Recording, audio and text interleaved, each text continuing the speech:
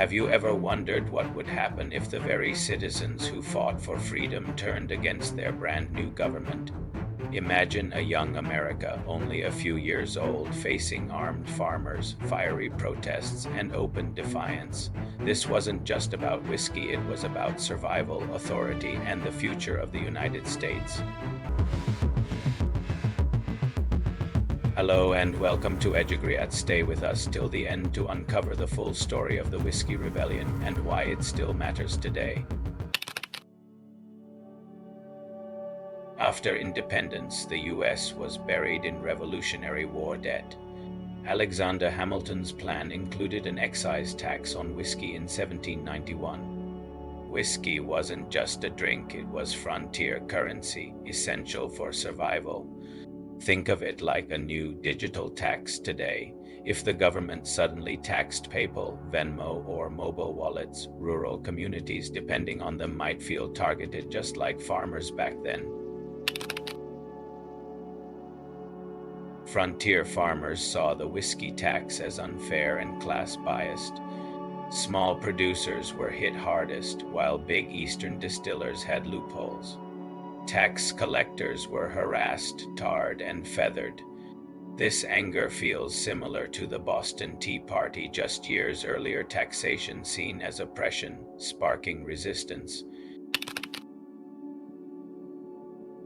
The climax came at Bower Hill when rebels attacked General John Neville's home.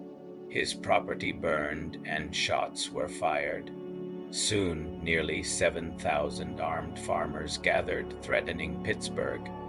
We've seen echoes of this in later U.S. protests, from the Shays' Rebellion in the 1780s to even recent protests against government mandates.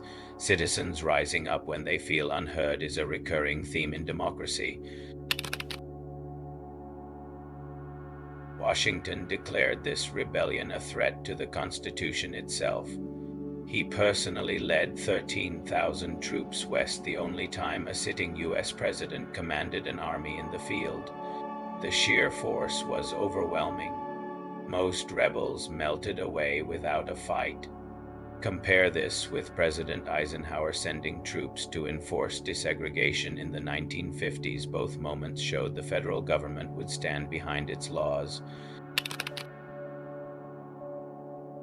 About 150 rebels were arrested, only 2 convicted of treason. Both were pardoned by Washington, balancing authority with mercy. Federalists praised Washington's toughness. Jeffersonian Republicans warned this was federal overreach. It was one of America's first partisan splits, foreshadowing debates that continue today over how much power the federal government should have. The Whiskey Rebellion proved the Constitution had teeth. It reassured creditors and foreign nations that America could enforce its laws. But it also highlighted the tension between ordinary citizens and distant power, a theme repeated in later movements like the populist movement of the 1890s, the civil rights protests of the 1960s, even modern tax revolts and anti-government demonstrations. History shows us that whenever people feel their voices aren't heard, protests, sometimes peaceful, sometimes violent, are inevitable. The Whiskey Rebellion wasn't really about whiskey. It was about a new nation proving whether it could stand. Washington's response sent a message that the U.S. government would enforce its laws, but his pardons showed strength could be balanced with wisdom. This has been EDUGREAT, where we dive into history, knowledge, and the lessons that shape our world. Do you think Washington's decision was the right balance of power and mercy? Or should he have handled the rebellion differently? Share your thoughts in the comments, hit like and subscribe for more fascinating educational stories.